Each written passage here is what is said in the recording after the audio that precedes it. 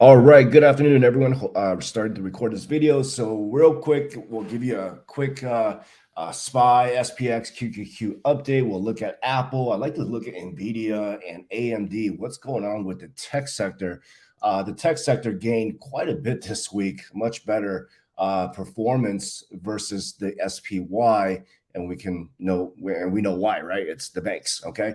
So pretty much this entire week, we had red pre-markets, but only to follow by pretty good bounces, except today. If we take a look at the 30-minute chart on the right-hand side of your screen, you can see that since the lows of 380 on Monday, we're actually creating a nice little trend line. It's weak though, but it's a trend line.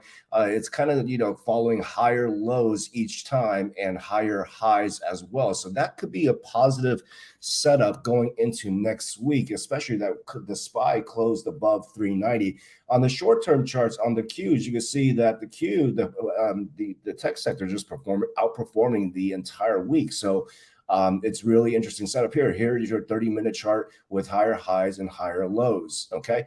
But let's talk about next week and then we'll jump into the chart. So next week, a lot of data, not just your FOMC. And please do not ask me what time is FOMC on Tuesday. On Wednesday, it's on Wednesday at 2 p.m. Pacific. I'm sorry, 2 p.m. Eastern, followed by press conference and press questions with Powell at 2:30 p.m. Wednesday, the 22nd. So no data on Monday, no Fed speakers. All the Fed speakers are on quiet period until after the FOMC decision.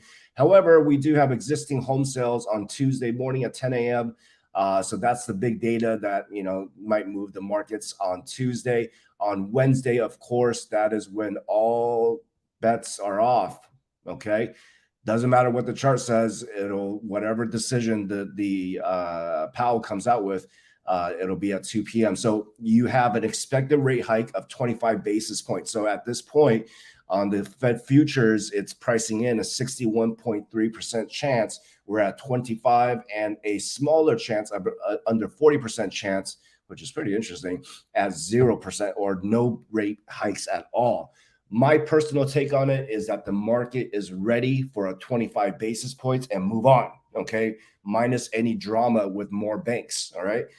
If you get no hike, I don't think that's good for the market. I think it'll definitely pump for a day, but knowing the market's going to start pricing in higher inflation rates, okay? So you need that 25 basis points if you are a bull.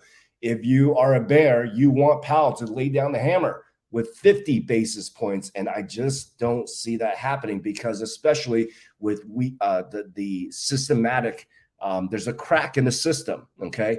And the last thing that Powell wants to do is to be over forceful on the interest rate hikes and also overly hawkish in his tone. So especially with PPI data that came in on Wednesday showing that, hey, we're making significant strides against inflation. If you remember, PPI came in really, really soft. The CPI came in is exactly in line. It's still falling month to month, but just your year over year just doesn't look as fast as they would like. So I am in support of longer, okay, higher longer, but not in terms of, hey, let's go break the banking system with a 50 basis points. So I'm going to say, so that's my opinion. I would stick with 25 basis points. It's more than likely at this point that they'll do a 25 basis points. I don't see a reason for another 50 like they did last month or back in January. So you have that data that's going on Wednesday. On Thursday morning, you have the usual continuing jobless claims or initial jobless claims with building permits and new home sales at 10 a.m. So that's going to be a market mover as well. And then Friday, you got services PMI. Nobody really cares. Okay, so you got a ton of data going into next week. So let's talk about SPX. We started the week at 38.20.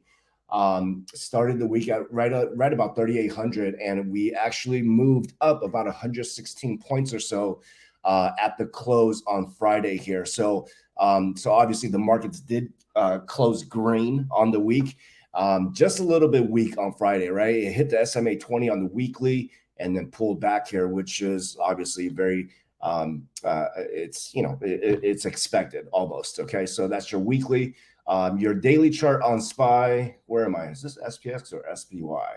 This is SPY. Sorry, I'm going to go to SPY. All right, your SPY actually pretty interesting looks. I like the fact that we held at 390 and the selling volume is actually a lot lower, or quite lower than your buying volume the entire week. I mean, if you guys notice, this week of volume is very, very significantly different than what's been going on in the past, right? You look at all the volume, like let's just go back the last 6 months or so. Have you seen 4, 5, 6 days with consistent volume above this SMA 20 line? No, right? There's something going on here. People are the bulls accumulating? Are buyers stepping in? I can say though that this pattern, all right, we did pump too hard and too fast yesterday, and that was part of the Apple squeeze that we called out, right? We hit that SMA 20, the markets didn't like that, but and then we actually closed below the 200 days, so that's kind of bearish, right? But we held so far the MOAT, the moving, the mother of all trend lines, okay? But this pattern here looks a lot like what happened here. If you remember the October lows, we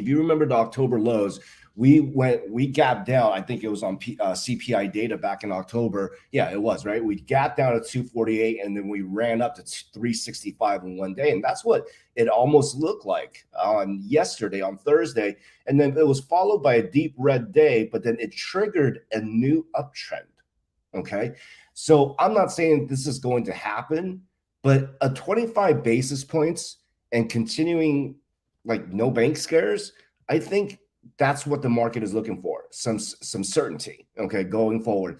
You don't want a super dovish Powell. You need a Powell that says 25 basis points, all right, longer for high or higher for longer, and that really tells the market, okay, so the Fed's got it under control and there's some certainty for the future. The markets will like that. I think 25 basis points next week, and I think we do close green next week, okay, once again. So, but I'm looking at these candle patterns. It just tells me like this is ready for another potential upside move. It's just going to be a lot of pain in the near term as we hang around these areas between 385 and 390 and just go back and forth. And we could be very well range bound until Wednesday, 2 p.m. So don't expect me to trade a lot on Monday, Tuesday. Maybe Monday you'll get a good move, but Tuesday then the volume starts drying out as the market awaits for the decision. Going over to the Qs, the Qs weekly.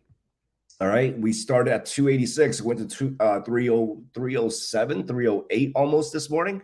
So that's quite a significant gain. You have an engulfing candle on the weekly for the Qs closing above this weekly lower or weekly downtrend line, right? We closed above the 200-day.